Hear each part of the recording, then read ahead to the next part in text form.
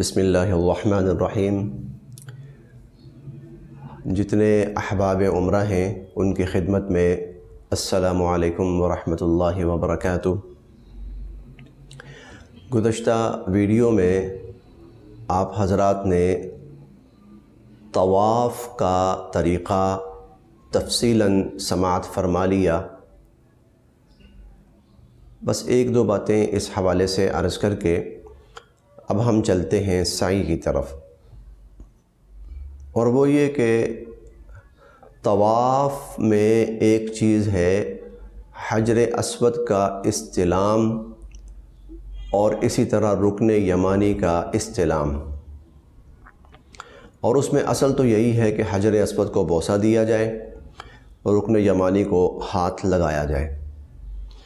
لیکن جب آپ احرام کی حالت میں ہوں، یہ احرام کے ساتھ یعنی عمرہ کر رہے ہوں، یہ احرام کے ساتھ مشروط ہے۔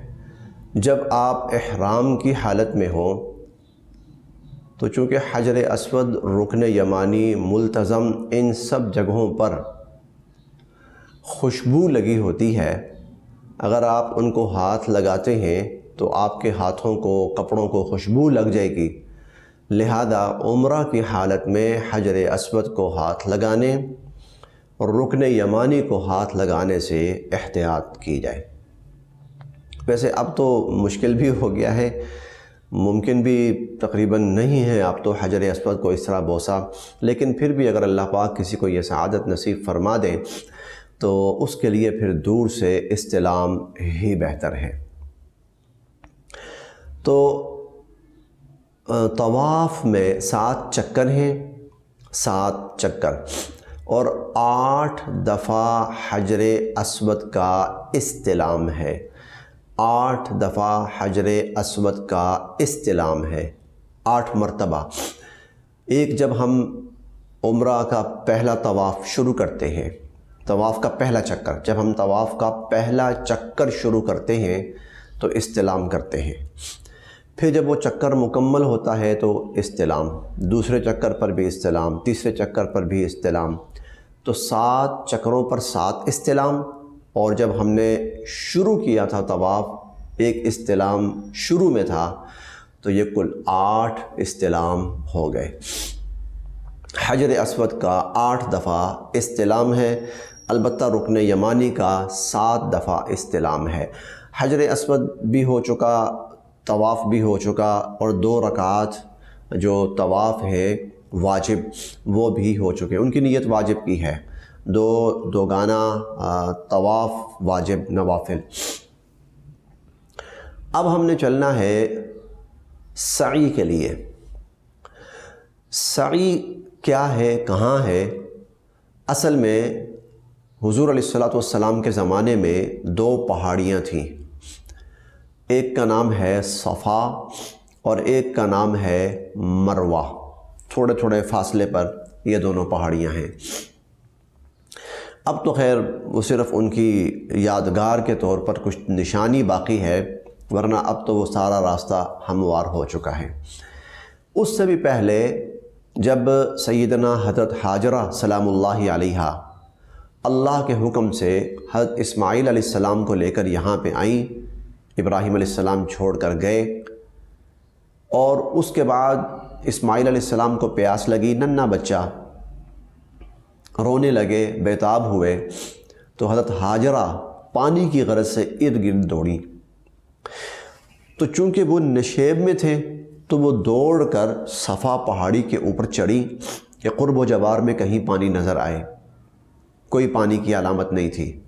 صفا پہاڑی سے اتری اور دوڑتے ہوئے وہ مروہ پہاڑی پہ گئی، مروہ پہاڑی پہ گئی، قرب و جوار میں دیکھا تو کہیں پر بھی کوئی پانی کے آثار نہیں تھے، پھر اتری، پھر آئیں صفا کے اوپر، پھر گئیں مروہ کے اوپر، اس طرح انہوں نے صفا سے مروہ، مروہ سے صفا کل 7 چکر لگائے۔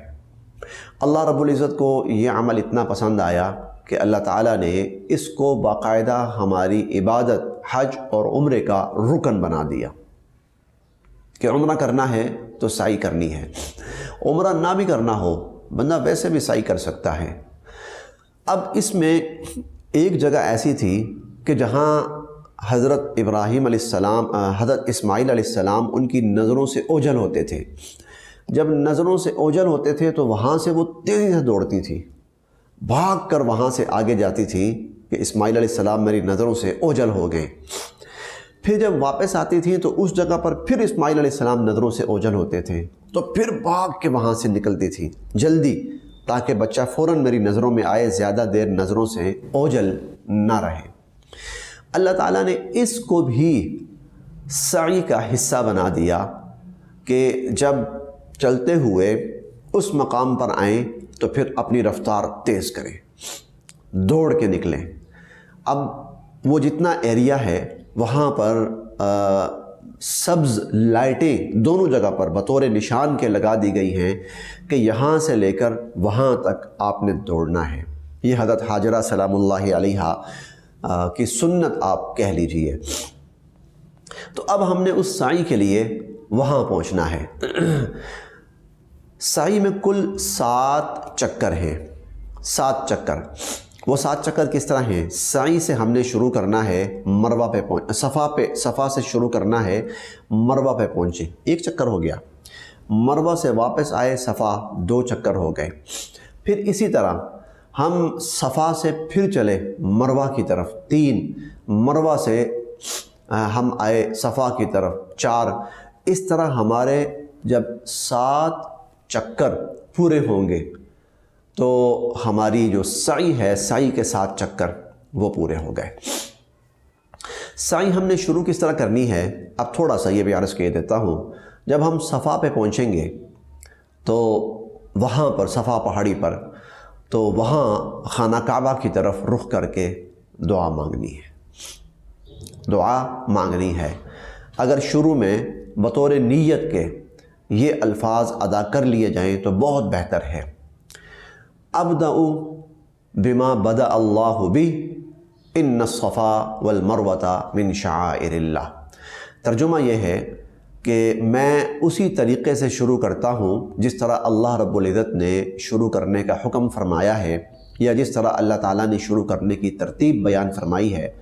اور پھر قرآن کریم دوسرے پارے سورہ البقرہ کی آیت کا تھوڑا سا حصہ ہے کہ ان الصفا والمروۃ من شعائر اللہ، کہ بے شک صفا اور مروہ یہ اللہ کی نشانیوں میں سے ہیں۔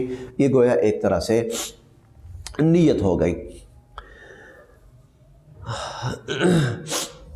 اچھا، اس دوران اب جب ہم نے یہاں سے چلنا ہے، چل پڑنا ہے، اب جو آپ کا دل کرتا ہے آپ پڑھیے، جو ذکر کرنا چاہتے ہیں، استغفار کرنا چاہتے ہیں، اللہ کی تسبیح، حمد و ثنا جو بھی بیان کرنا چاہتے ہیں، آیت کریمہ پڑھنا چاہتے ہیں، اور کوئی ورد، قرآن کی آیات، ذکر و اذکار، استغفار آپ کرتے رہیے۔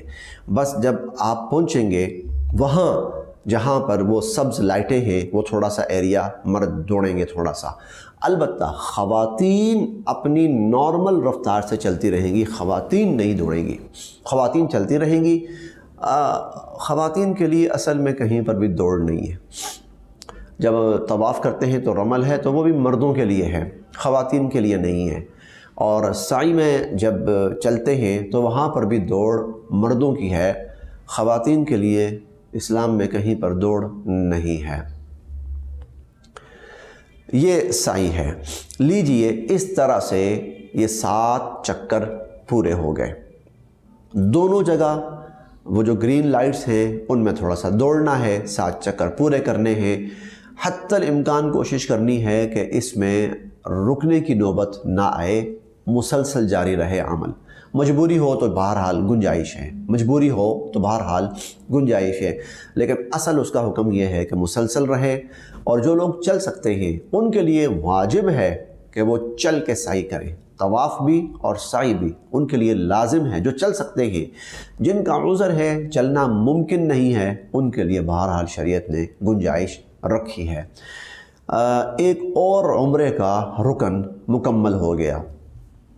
اس کے بعد اب عمرے کا آخری رکن رہ جاتا ہے، لیکن اس سے پہلے جب سعی مکمل ہو گئی ہے، اب بہتر یہ ہے کہ اترا جائے حرم کے اندر اور مطاف میں جا کر 2 رکعت نوافل پڑھ لیے جائیں، بہتر ہے، یہ مستحب ہے، افضل ہے، وقت ہو ممکن ہو تو ضرور پڑھ لیے جائیں۔ اگر ممکن نہ ہو کسی وجہ سے تو چلیں چھوڑے جا سکنے کی گنجائش ہے، لیکن پڑھنی چاہیے، کوشش کرنی چاہیے کہ یہ 2 نوافل پڑھے جائیں۔ اس کے بعد پھر حلق یا قصر اس کا مرحلہ آتا ہے، اور اس کے بعد انسان کا جو عمرہ ہے وہ مکمل ہو جاتا ہے۔ تو جو حلق ہے یا قصر ہے انشاءاللہ اس کا تذکرہ اگلی ویڈیو میں آپ حضرات کے سامنے کیا جائے گا۔ اللہ تعالی ہم سب کے لیے عمل کی راہیں آسان فرمائے۔